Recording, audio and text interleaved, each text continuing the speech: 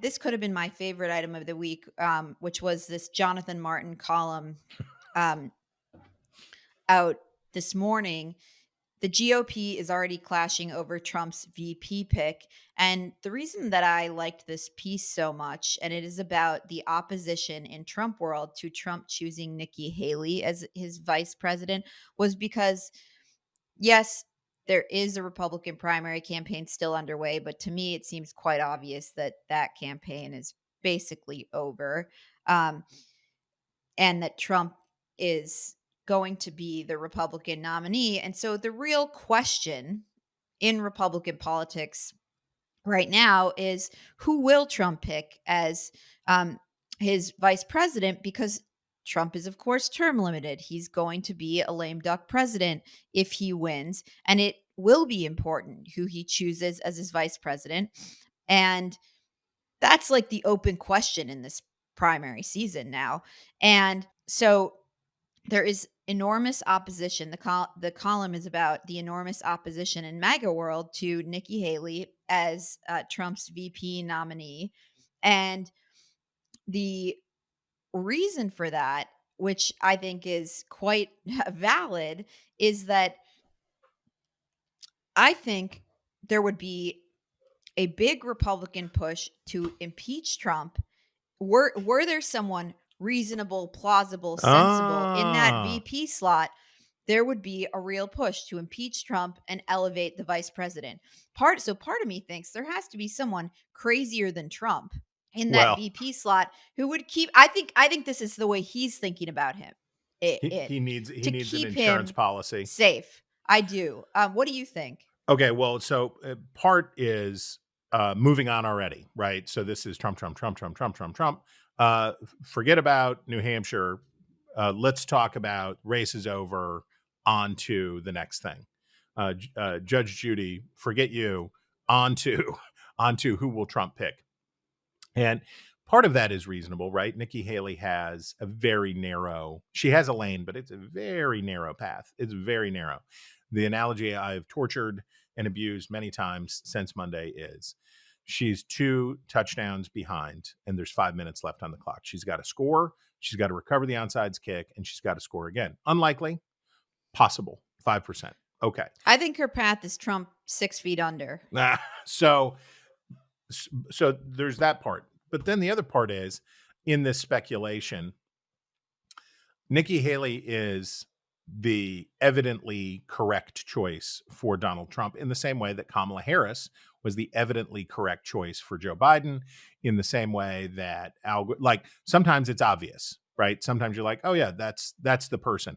One of my competitors from the race, who is comes from a different part of the party from me, and is demographically different from me. This is what you do. That's how Barack Obama chose Joe Biden. That's how it often, maybe even usually works. So Nikki Haley would be correct. But in Trump's Mar-a-Lago universe of how do we take care of the true believers, they hate Nikki Haley like God hates sin. And they don't want her around for the reasons you describe, right? And I hadn't thought about that, but that's smart, and also the sort of conspiratorial way that they think about it. And they also hate her because she is the embodiment of the old mainstream Republican Party. So then the question becomes who? And over here, we've got Elise Stefanik climbing the greasy pole. I have never seen anybody that wanted to be vice president as much as this woman very obviously does, right? And there's a long record of people in that position ascending to the vice president. It's happened before, and she wants it, right? And very clearly. And her star turn, lambasting the presidents of these Ivy League schools and all that stuff. So she was a squish turned mega MAGA, and she has done everything she can to put herself in this position. She has competitors, right?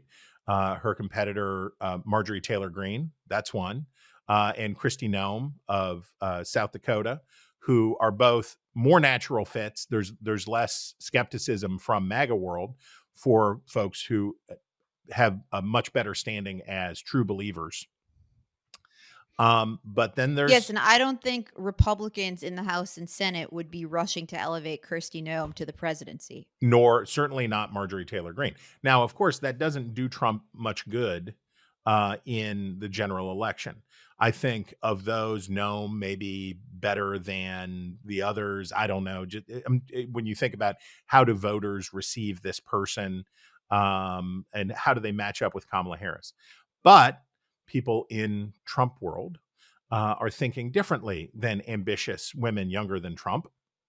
They're thinking about old. They're thinking about boring. They're thinking about loyal.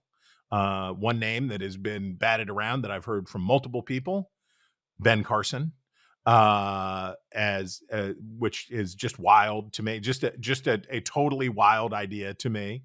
That Ben Carson, you would pair Ben Carson up in a debate with Kamala Harris is to me just amazing.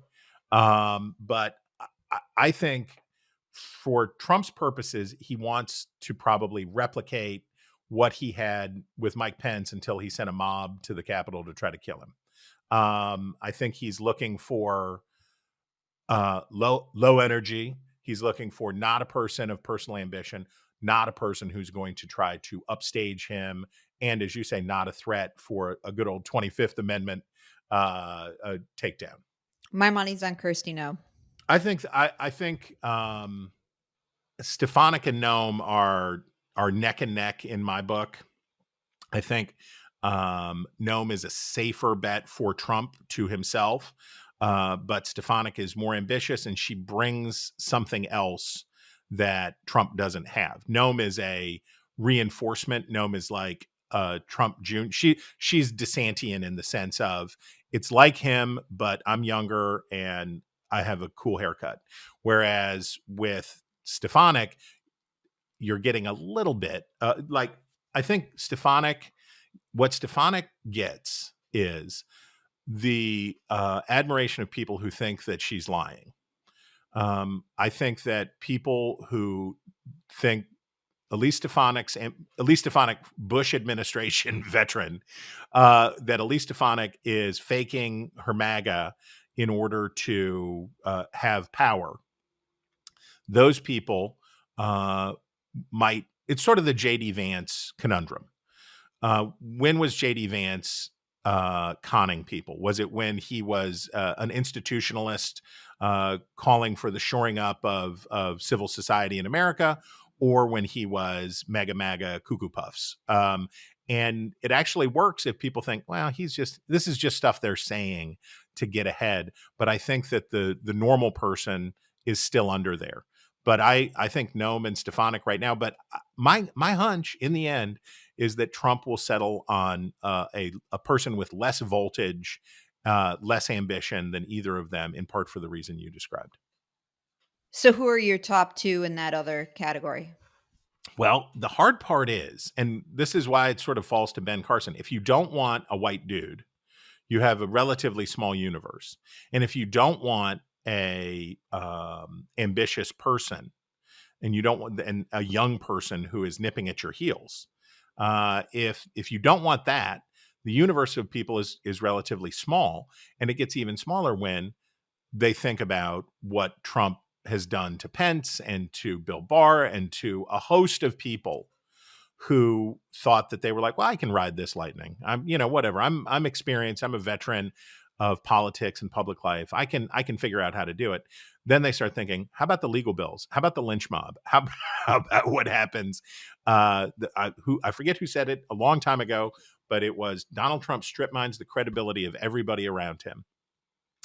And as you think about, do I want to be Donald Trump's running mate? The universe of eligible people shrinks because is it something that you'd really want?